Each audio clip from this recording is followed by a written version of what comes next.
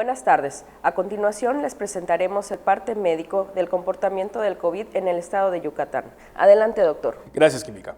A partir del martes 7 al domingo 12 de diciembre, se llevará a cabo la vacunación con la primera dosis de la farmacéutica Pfizer contra el coronavirus para adolescentes de 15 a 17 años en Mérida y 67 municipios más del interior del estado, informaron la Secretaría de Salud Estatal y la Secretaría de Bienestar. Este es el parte médico de este domingo 5 de diciembre.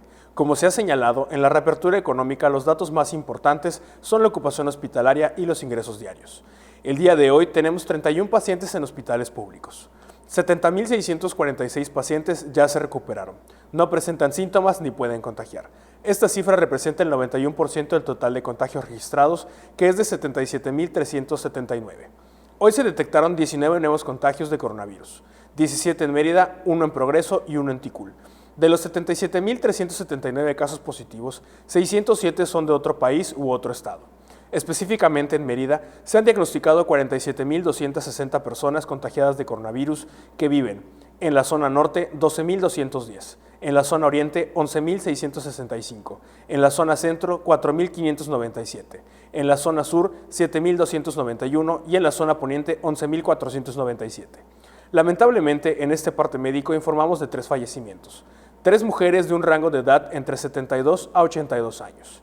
Entre sus principales enfermedades se encuentran diabetes.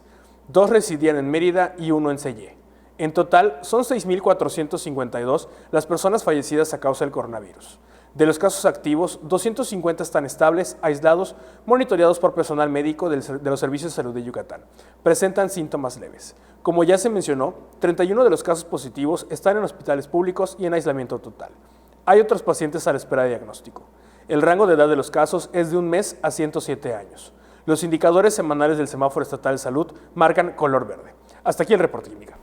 Gracias, doctor. Seguiremos informando todos los días a través de este mismo medio. Muchas gracias.